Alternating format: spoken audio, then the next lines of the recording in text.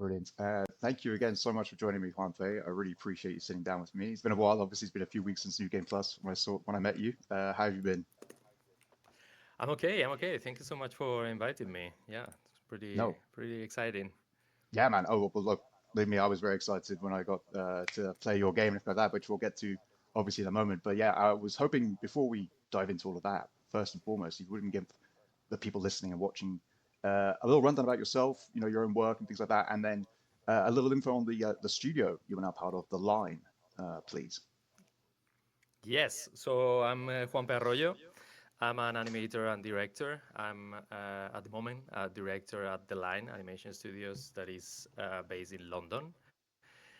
And I have worked for many years on TV shows at Cartoon Network, in particular on The Amazing World of Gumball. And for the last 4 years, I've been working as a director at The Line. And yeah, the Land Studio, it's this crazy studio here in London. Like we do like cinematics for and trailers for mostly for video games um, and yeah, I've been working with them as a director for some years. I directed one of the videos I directed more recently was a trailer for one of the new characters on Overwatch 2, Venture's Adventures. Oh, I very cool. directed the trailer for the Great British Bake Off 2023. That was a fun one. So I was That like, is uh, that is some that shows some breadth right there immediately, doesn't yeah. it? Actually, that was the closest one I did. The closest one to what I usually do. That is cartoony and very fun. If Oh, you haven't interesting. seen it, it's pretty cool. It mixes 2D animation with live action, and it was so much fun Brilliant. to direct and produce. Uh, but yeah, it's our specialties. For example, one of the latest trailers that we produced was the launch trailer for Hades 2. It was directed by one of our Wow. directors, Louvre, and yeah, that was a crazy one. So we do that kind of stuff. Yeah, And at the wow. moment, we are also making video games. So that's what we are doing. Yeah. Yeah, I mean, again, as I said, very cool variety there and really fun and amazing properties to get to work with. Obviously, with things like, Blizzard and Riot Games behind, properties like that and all sorts of things. Or sorry, Supergiant as well. I know you mentioned when we were chatting before about Arcane. I think you worked on one of the trailers for as a team. I'm not sure about that. I think we I have mean, worked for some Riot stuff, like yeah. in particular some of the world's trailers, like the ones that they do for the big competition that they do Oh, every yes. year. Yeah, those Right. are the ones we worked on. Yeah. Very cool. Yeah, yeah. And again, your work as an animator and stuff like that, heavily features in the first project that you guys are working on, which is called Deaths of Peck, Yes. which is such a brilliant little concept. I'm happy for you to lead on this one, but again, I immediately fell in love with it. Like as soon as I saw it the first day of New Game Plus and sat down to play it, and I've got my own thoughts about the game already to share. But again, if you'd love to, share with everybody what Deaths of Peck is, I'm sure they'd love to hear. Yeah, so Deaths of Peck is a video game. It's a 2D fast-paced platformer where you play as Peck. It's a little goblin cursed with immortality. And it's the game where the only way to win is to die. Because the protagonist is immortal, dying is the only thing you can do. So every time you get killed, you get a power out of that death. And that's what you can use to progress and save your goblin friends that are being captured by orcs. So, yeah.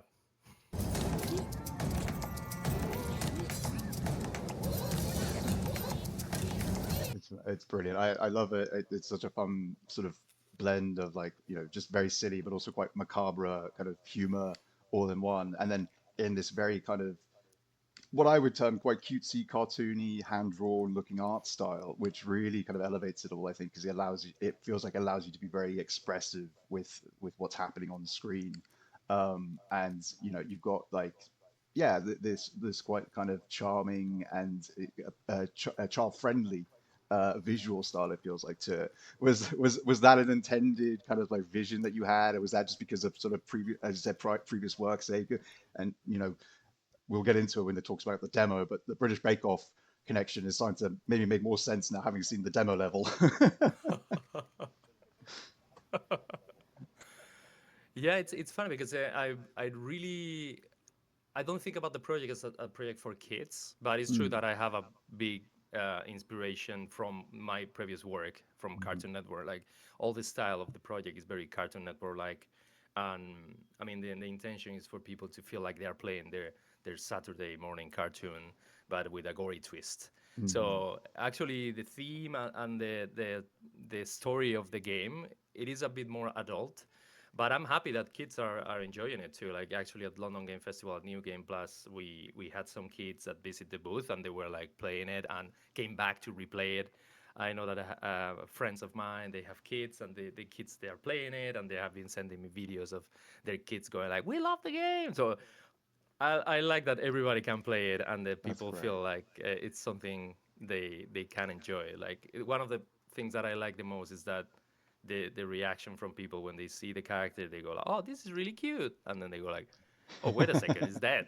Like it's split in half, or it's like smash against a rock or something, and then there's like a bit of like a shock on their faces, but then they still say like, "Oh, it's still really cute." Oh yeah, yeah, and I remember seeing some kids again when I was either sitting down to play or waiting behind them probably to play it again myself. And yeah, it definitely feels like one that it kind of reaches all audiences despite the material, as it were, the content Yeah. content of everything. But yeah, that's really fun. And again, I don't think you've kind of made it in such a way where it feels like it's sort of yeah.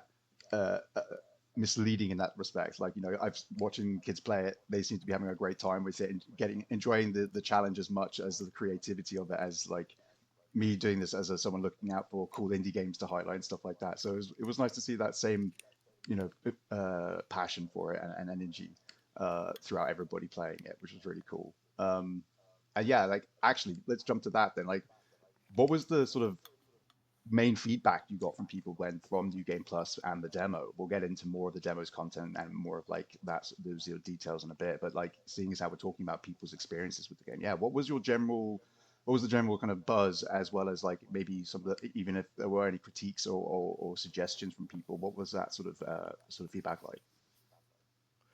The feedback was very positive. I'm really happy Yeah. because it's the that event was the very first time we Mm. showed the game to in a big scale to lots of people beyond our own team.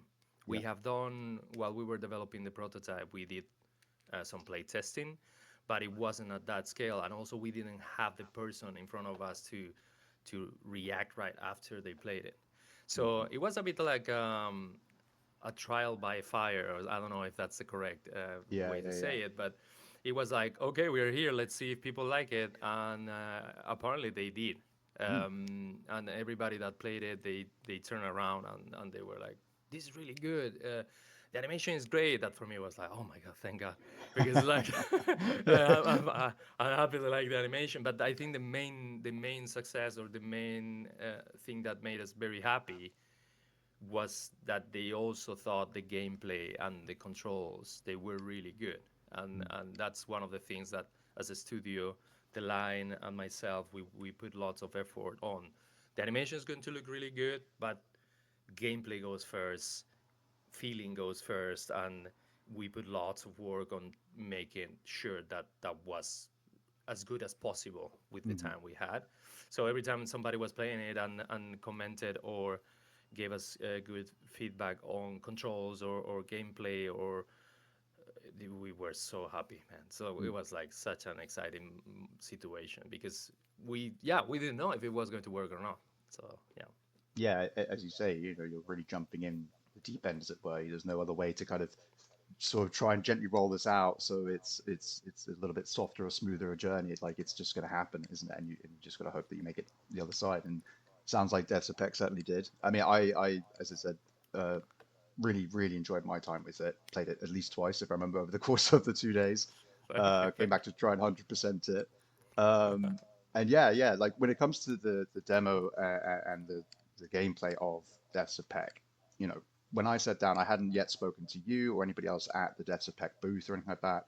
So I really just, sat down with the controller, put the headset on, and just went in completely fresh and blind, or without information. Sorry for this sort of experience, and immediately I got like this the real sort of vibes and nostalgia of playing the classic Rayman games of the classic 2D Rayman levels, side-scrolling levels. Again, there's lots of little hints to that. Obviously, it feels like obviously with things like the cages with your goblins like companions, trapped within that you run up to, traverse the levels to find and things like that. But then also there's that kind of sense of scale and everything, which makes sense, being little goblin creatures in a big world, that makes complete sense. But yeah, I remember especially with like things like Rayman Legends, I think it was, they'd have those fun levels which were all like food themed, and so you'd be climbing through big apples and pieces of cake and stuff like that. And in the demo for Deaths of Peck, you're running through a giant orc's kitchen, with giant cleavers and chopping boards and the open fire grill and things like that, to deal with. Um, and I wanted to ask, like, what were there any like key inspirations for that? Was Rayman one of those? Was it completely just not on your radar, and suddenly it just sort of like you put two and two together, like when people were sitting down and playing it? Like how did Deaths of Peck in that respect kind of come together? I'm really happy when people compare it with Rayman because it's Good. like it's a very good game. It's Yeah. like Well, yeah. oh my god, these guys are comparing it with these classics. And Mm, but it's true that I played Rayman, but I didn't have Rayman in mind when I was working on this.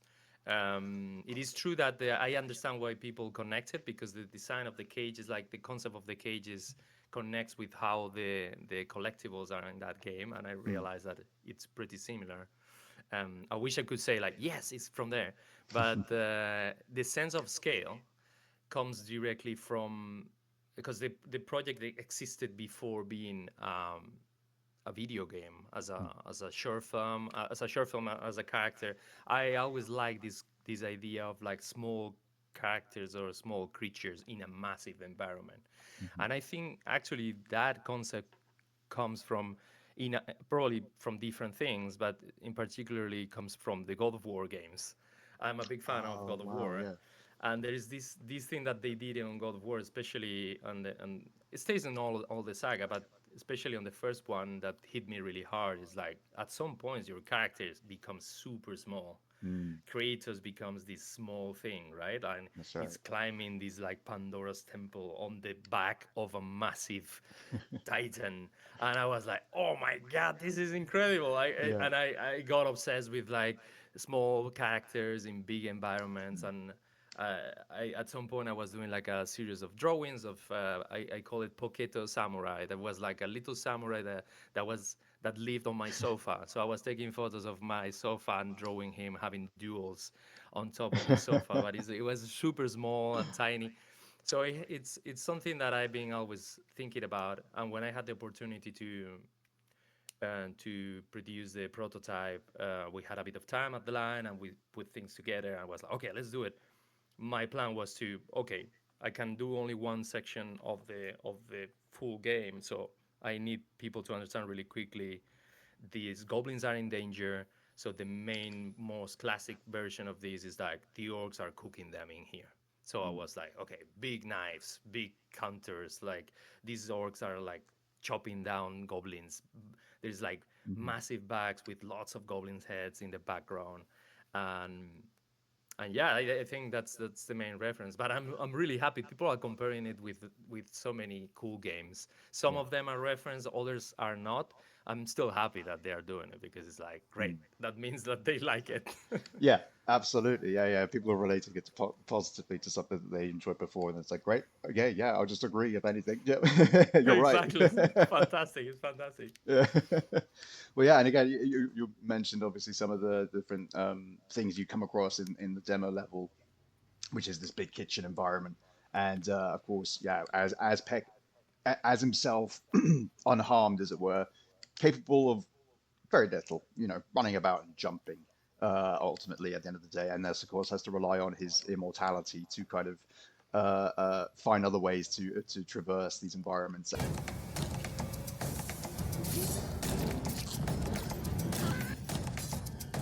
and that can involve slicing himself in half on across a blade in the kitchen.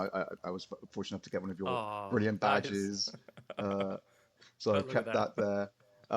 And which allows him to then obviously do a little double jump, separating the two halves, and then again a bit of ingenious design. Obviously, just a quick tap of the trigger to bring him back to a hole to repair him, or to his rebirth, as it were. Things like that. And as you say, being slammed by mallets to make him into like a paste that can glom onto nail heads and wires and move about between them and things like that. It was really really fun to see the creativity and like the the sort of abilities that were then tied to the different ways in which obviously you would have Peck be harmed in the level, and then how you would chain those together, to create like quick wall jumping sequences and all sorts of things like that, which was really really fun to try and like get the handle of, and then when you succeed, great feeling. Um, could you take us through like even just like what it was like coming up with those sort of even just one of those particular kind of abilities? Did it kind of come from a place of like, well, we want him to be harmed, to start there and work out what that's going to be tied to, or was it we need him to have a double jump and so we need to figure out how to give him that, if you know what I mean, or is it completely different to anything I've just said? So, yeah, actually, I'm going to use the split in half as an example. Mm. The split it in half, for example, it existed before the project became a video game. Like, that's the Ah, very first drawing I did of the character, like a goblin split in half. So for me, when we started thinking about like producing the prototype, I knew that split in half had to be one of the mechanics. It had to be one of the deaths that we were using. So that decision was made. We only had to decide what was the thing that you get out of being split in half. And originally, there was like an early prototype we did for like a couple of weeks where this split in half granted Peck the power to be able to move the head and the body independently. oh, So it wasn't the okay. double jump. It was more. It was a bit slower kind of concept, a bit more like towards puzzles, Mm-hmm. and it was a fun one. And actually, my plan was to control each bit with a different joystick, and Yeah, yeah. everybody was like, "Don't do that. That's No. going to be crazy. We shouldn't do that." And I was like, "No, no, it's going to be fun. You see." Yeah. In the end, we didn't do that, Mm. and it was actually when we started the production of the actual prototype we have now that, in conversations with the team from we produced a prototype in collaboration with a studio in Spain called No Name. Mm. They produced and published a video game a few years ago called Worthless. Really cool game. Mm-hmm. You should definitely play it. I So will, in thank you. conversations with these guys, we were talking about that mechanic, and I was, yeah, it's going to be split in half, so you move each part independently, and you can do puzzles. And it was in conversations with the game designer from them that he suggested it maybe could be a double jump Mm. because it's going to make it a bit more dynamic. And at the beginning, I really didn't like it. I was like, oh no, I like my idea of like. Yeah. And then I realized that thing it's going towards more dynamic, more action, not action, but uh, Mm. more like it feels like a superpower. Like you get Mm. something, you get kill, and you get something extra out of it. So instantly, I was like, okay, let's do it. Let's try the double jump, and it became the classic. Also, it works really well because that's the first thing you get, or Mm. this is the thing you get as a standard or as a default in any platformer. You most of the Yeah. time you have double jump, right? Or you get it as an upgrade.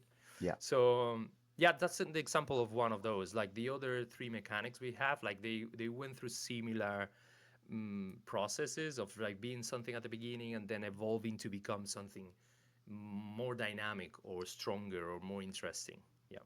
Interesting. Yeah, yeah. And so you've already got, as you say, you've got a few of those already down, kind of like as mechanics that will, I assume, feature in later levels then as well in the game. Have you already got other sort of levels in mind, sort of as far as environments and those sort of things, as well as other? mechanics, other abilities slash hazards, I suppose you'd call them, that Peck will come into contact with, and have you started like working out kind of how big the game will be in sort of a general gist, I guess, and that sort of thing? Yeah, it's I mean, for now, I know that the inside of the tower where things happen, like what we see in the prototype, is actually like, I don't know, like a small section of a level inside Mm, one of the floors of the tower. So one of the things that I really want is to make sure that the tower feels like a proper environment where orcs live. mhm. So you can tell there is an orc society in there. So actually, the first few levels of the tower probably will be the sewer system of the Oh, tower. interesting. So Yeah. that connects with the goblin village. So I know that the kitchen, it won't be the very first one we'll see. It probably will go into the sewers, and it will get Hmm. into the pantry, and from the pantry we'll go to the kitchens, and then you will get to new areas that show how these orcs live, and also it will show what are the orcs doing with the goblins in there. Mm, hmm. Are they cooking them? Are they processing them? What is happening, right? Like, it's also part of the mystery of the game. And in terms of mechanics, they are like, I mean, there could be as many mechanics as we can create with the money we had, or we have, or we will have, I guess, at some point. Hmm. But I mean, there's like one that is crazy, that it's you can do a lasso with Peck's guts, so you can do like a grappling hook with the guts, or Oh, wow. there is one that came from a drawing that I did really quickly. That is basically Peck like spitting his own skull, and it's almost like Oh a my cannon, so God. he can split his own skull, Oh, and that's it amazing. could be like a gun or something. But these are more like concepts of like, this could be cool, and then we'll Mm, have to sit down and say like, okay, can we do this for real? yeah, yeah. Actually How do we talking make with this my work? yeah, talking with my wife this morning.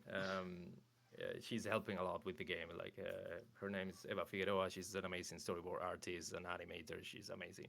That's So wonderful. anything that I do with the game, I talk with her about it, and she's like, she's also a massive gamer. So she plays all the indie games. Fantastic. So she's always like reviewing everything I do and giving me really good advice. So this morning she was saying like, we should go over the mechanics that we want to do more than the deaths, because we have so many deaths. We can actually apply those deaths to mechanics that are going to be cool. I was like, oh, Mm, that's a really nice way to approach it. So let's think about mechanics first, that we know they are going to be fun to play, and then we apply deaths to them. So yeah, mm. we are working on it. That's really cool. And as you say, yeah, you come up with a list of mechanics, which is going to be probably a lot shorter list than the list of deaths you could come up with. Exactly. I mean, right now there is actually, because this whole thing started with a small project that was called the 100 Deaths of Peck. Mm, My plan was to draw 100 deaths and post them on Instagram. And mm. actually, before we announced the game, I managed to do the 100. So we actually have 100 deaths that we can Oh, we fantastic. can choose from. Yeah. You've already got your whiteboard of ideas, Yes. uh, which is perfect. That's so cool. Well, yeah, and again, like credit to you guys. When obviously we were chatting at New Game Plus after I played the demo the first or second time, whichever one it was. I remember you telling me, and again, feel free to correct me on this, but I think you said that the prototype that you brought to New Game Plus, this little demo, took you about sort of 3 months or so to kind of put together. Would you say, if that was accurate? Yeah. I, Yes. with that like level of what felt like polish to me at least, I certainly was like, well, this feels like it's a game that's been long in development, and this is a demo that's been a vertical slice as opposed to this is all there is, sort of thing. But like with what you've been able to produce there, like and I guess as you said, your idea of how big the game might be and things like that. Do you estimate any sort of timeline for publishing the game, and how do you intend to publish the game? Are you looking for a publisher? Are you planning to do it yourselves? Yeah, we are looking for publishers, and Mm, we don't have like specific timeline on when the game will be released. mhm, But we have a budget for it, and we have like a approximate schedule of in how long it will take us to make the whole game based on mhm, what we have done with the prototype.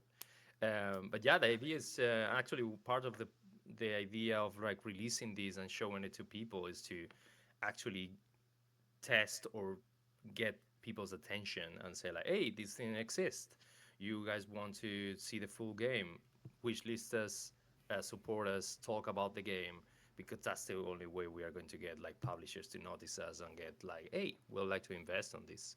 So, and in the meantime, we are also trying to find ways of doing it ourselves. So we're like trying everything in some Yeah. way. We really want to make it. So, yeah, we're planning and plotting. No, that's great. I mean, I did an interview with somebody else actually that was at New Game Plus as well, Sophie Atkin, as a member of Secret Source, one of the co-founders, who were there with a bunch of other games at New Game Plus, and we were talking about things like discoverability for indie developers and publishing routes and how the obviously the industry as it is, the landscape as it is right now, it really can be very difficult for some to kind of navigate it and even reach the finishing line, um, uh, regardless of have good marketing campaigns and all manner of things in place.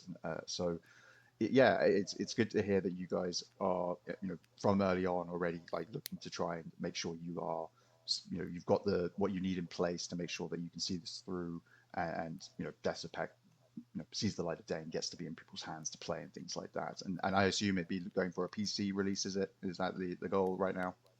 Yes, yeah, it will be mainly PC, Mhm. and if we get enough funding, we'll also love to port it to other consoles. But like we are aiming for the for Steam PC. Yeah. Very cool. Yeah, awesome. And again, because of course as you said yourself, this came from all these other little smaller projects that were going on with the Thousand Deaths of Peck and your little other animation projects and things like that. Do you want to do anything else with Deaths of Peck in a bit more official capacity? Do you want to do like an animation alongside it, a short film, a comic book, anything like that as well, maybe? I think that would be amazing. Yeah. I Mm, mean, it's the project started as a short film. When the drawings became a bit popular, the first thing I did was to write a short film, and we had conversations of like maybe it can be a TV show, or it can mm, be like I don't know, a movie or something. But then when they suggested to make a video game, I thought like I don't know, video games, they feel to me that they have this more life to them. Like you can revisit them so many times, and every time you play them, you have a different experience. Like so many people play video games these days. I felt to me like, oh, that seems to me like the thing that we can start, and then from that thing, maybe we can create the Deaths of Peck cinematic universe. That would be imagine Oh, that. I wow. mean, if that happens, I'll go back to this interview and watch it and laugh and say like, "Oh my god, that was crazy." But I look forward to that day. That would be great. I can yes, see it now. It's a recreation of Endgame with all different versions of him stepping through the portal. That would be great fun. exactly. It's the Toby Maguire Peck, showing through the portal and say like, "Oh, I'm sorry, I'm Oh. sorry. What is going on? They paid me Oh, so much money to be here." yeah, sorry, yeah. I haven't done this in a while, Yeah, exactly. My back hurts. I don't know. I haven't been cut in half in years. So yeah, exactly. I forgot how to do it. Yeah, yeah. Well, no, this has been brilliant, JuanPe. I really appreciate you jumping on to chat with me about Deaths of Tech and stuff like that. No Before problem. we finish this call and things like that, like, is there anything you'd like to shout out? Is there any way you want people to follow you or the team, the line, of course, Deaths of Peck itself? Please, the show is yours. Yeah, I mean, the the best thing they can do is to wishlist the game. Like Mhm. if they like it, if they see it, if you also you guys can play it. Go to Steam. There is a play test going on at the moment. You can play it. You can play it as many times as you want.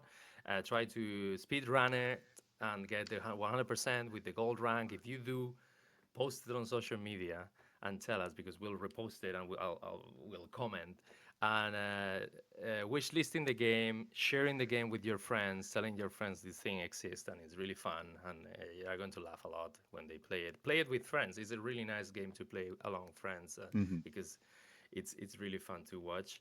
And on social media, in particular, my activity with Peg happens on Instagram at That's a Peg and at JuanPe Arroyo, that is my personal Instagram. And recently we opened a Discord server for Peck. So Brilliant. we also have a Discord server.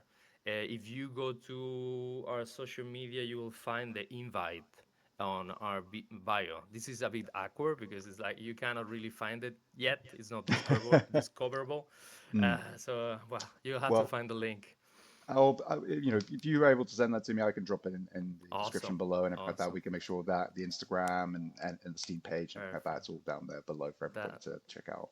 that's great. That's great. I really appreciate it. But mostly, if you don't do any of those things, just wishlisting the game is the thing that is going to help us. And in particular, if you want to see the full game done one day, that's how you can help us to do it.